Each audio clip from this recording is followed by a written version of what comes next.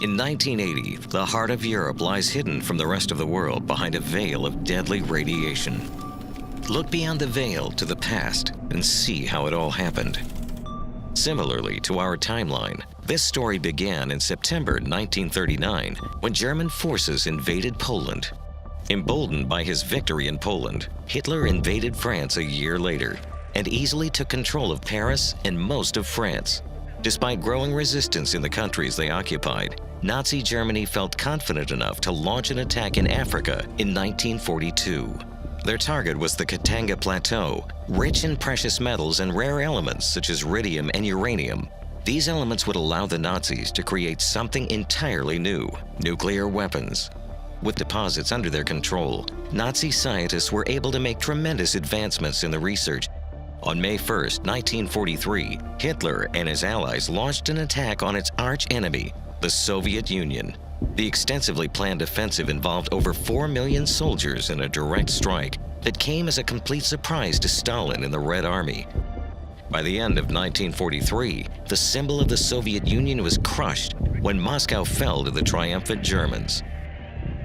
Although initially propelled by the success of their surprise attack, Nazi Germany lost the upper hand as their conflict with the USSR stretched over the next few years, with neither side able to regain it. Despite the lack of progress on the battlefield, Nazi scientists made history in their laboratories as they refined the ultimate weapon, the Vergeltungswaffe. Nazi Germany might have gone on, progressing almost unopposed, but in 1955, they sank an American civilian ship, killing 1,198 people. It was an offense the U.S. could not ignore. The outraged American people not only allowed their president to go to war with Germany, they demanded he do so. The first target of the Allies' newest member was Africa.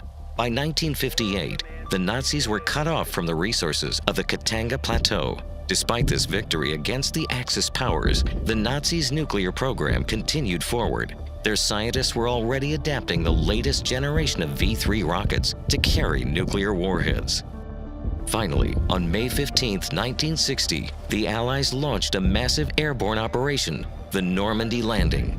Upon hearing this, the Russians began their great offense against Nazi Germany 5 days later. Fighting on two fronts, the Germans quickly withdrew from the east and west. By September 1st, Soviet forces had occupied the length of the Bug River, while at the same time, the Allies had reached the German border before World War II. Realizing that any further defense was pointless, Nazi command gathered the most vital citizens into bunkers built to house the future of Germany. They'd made the decision to take the final step, a nuclear holocaust.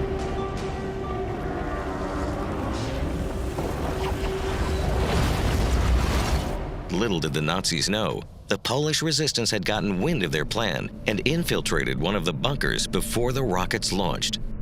Now in 1980, the bunker stands empty in a nuclear wasteland. What happened in the bunker? Discover the story of Paradise Lost.